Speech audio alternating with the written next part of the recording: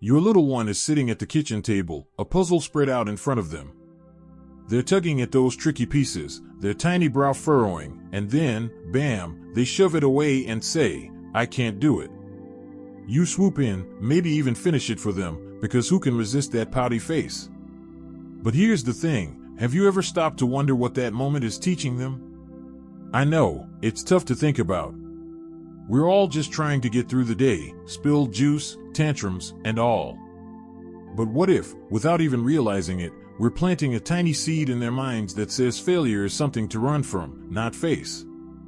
Hey there, I'm so glad you're here with me today. If you're raising a young child, whether they're toddling around or starting preschool, this video is for you. We're diving into something that's been on my mind lately. Are we accidentally teaching our kids to fear failure? It's not like we're sitting down with a lesson plan labeled How to Avoid Mistakes 101, but the little things we do every day, the words we say, the way we react, might be sending a message we never intended. And trust me, I've been there too, wondering if I'm messing this whole parenting thing up. So, let's figure this out together. We're going to explore some sneaky signs that might be showing up in your home, and I'll share a few stories and ideas to help us guide our kids toward courage instead of fear. Sound good? Let's jump in. First off, let's talk about how we handle those messy moments, like when your child tries something and it doesn't go quite right. Maybe they're building a tower with blocks, and it keeps tumbling down. Do you notice yourself jumping in with a quick, "Here, let me fix it," or maybe a gentle, "Don't worry, you don't have to keep trying"? I get it, it's instinct. We want to protect them from that sting of disappointment. I remember when my nephew, Liam, was about 4, and he was trying to tie his shoes. Those laces were a knotty disaster, and after a few tries, he looked up at me with those big eyes, ready to give up. My first urge was to say, "Oh, I'll do it for you, buddy." But then I caught myself. If I swoop in every time, am I telling him it's not okay to struggle? That's the tricky part. When we rescue them too fast, they might start thinking mistakes are something to avoid at all costs. Now, think about how you talk about your own slip-ups around them. This one hit me hard recently. I was baking cookies with my daughter, she's 5, and I totally misread the recipe. Instead of soft, chewy goodness, we ended up with rock-hard hockey pucks. I laughed it off at first, but then I caught myself saying, "Ugh, I'm so bad at this." She giggled, but later, when she spilled some paint while crafting, she said, "I'm bad at this too." Oof, talk about a wake-up call. Our kids are like little sponges, soaking up how we react to our own failures. If we beat ourselves up or act like messing up is the end of the world, they're going to mimic that. But if we shrug it off and say, "Hey, let's try again," they might just follow our lead. So, as we're chatting about this, I hope you're starting to see how these everyday moments add up. We've touched on jumping in too soon and how we talk about our own mistakes, but there's more to unpack.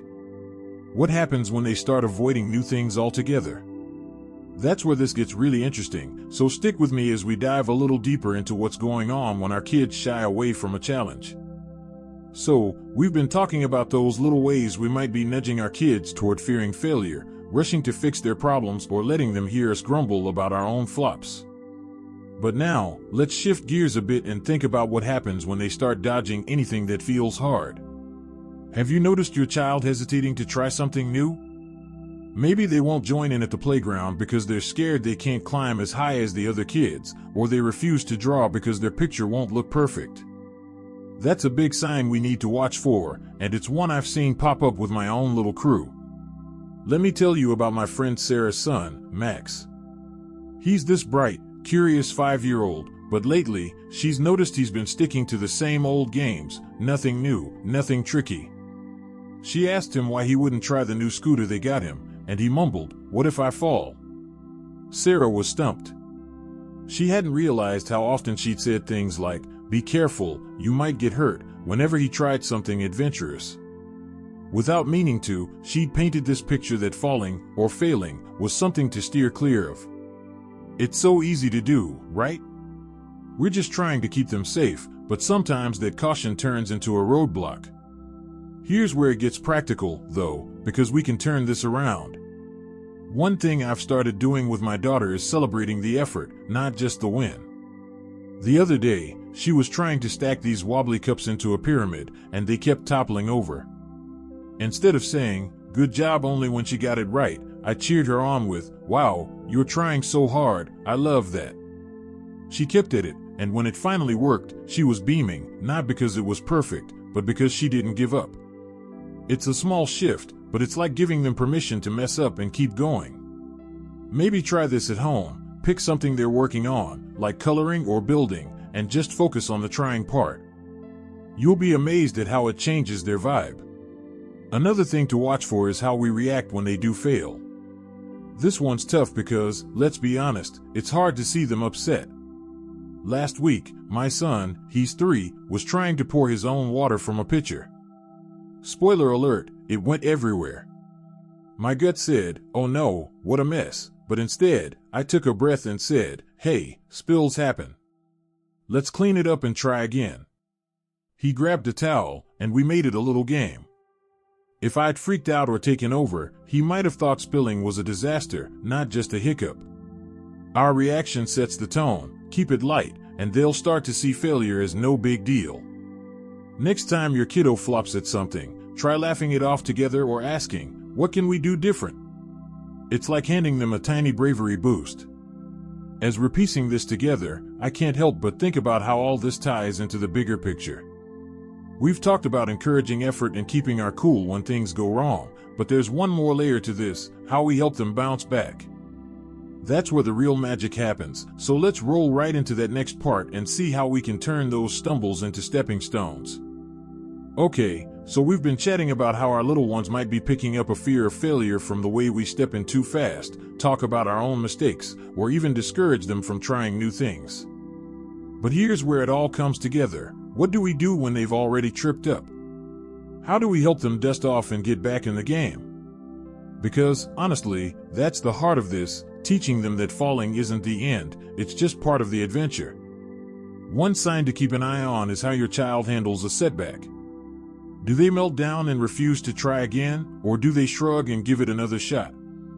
I saw this play out with my neighbor's daughter, Ella, who's 4. She was at our place, trying to kick a soccer ball into a mini goal. First few tries? Total misses. She started to stomp off, tears welling up, and I could see her mom about to say, "It's okay, you don't have to." But instead, her mom knelt down and said, "Hey, let's figure this out together. What if we aim a little to the left?" Ella hesitated, but then she tried again. And again. By the end, she was giggling, even though she only got it in once. That tiny nudge to keep going? It's gold. Next time your kid hits a wall, try asking a simple question like, "What could we try next?" It's less about fixing it and more about showing them they've got this. Another piece of this puzzle is letting them see failure as a teacher, not a monster. I started doing this with my kids after a total parenting lightbulb moment. My daughter was gluing these paper stars for a craft, and half of them fell apart because, yep, I bought the cheap glue. She was frustrated, but I said, looks like that glue wasn't strong enough. What should we use instead?" We grabbed some tape, and she ended up with a wonky but proud little constellation. It wasn't about the perfect stars, it was about her figuring out a fix. When they mess up, try pointing out what they learned, like, "Oh, now we know the blocks need a wider base." It's such a cool way to flip the script and make failure feel like a win. Now, as we're wrapping up this chat, I hope you're feeling a little lighter about all this. We're not perfect, spilled water, crumbled towers, and all, but the beauty is in those small shifts. Instead of jumping in to save the day, we can cheer them on through the struggle. Instead of groaning about our own flops, we can laugh and try again. And when they stumble, we can help them see it's just a bump, not a dead end. It's like planting little seeds of courage that'll grow as they do. I'd love to hear from you. What's one thing you've noticed about how your kid handles failure? Drop it in the comments. It's so amazing to learn from each other. And if this video sparked something for you, give it a thumbs up. It really helps me keep sharing these ideas. Oh, and hit that subscribe button if you want more tips for raising these incredible little humans. We're in this together, and every day's a chance to help them shine a bit brighter. Here's to raising kids who aren't afraid to fall and who know we've got their backs when they do. See you next time.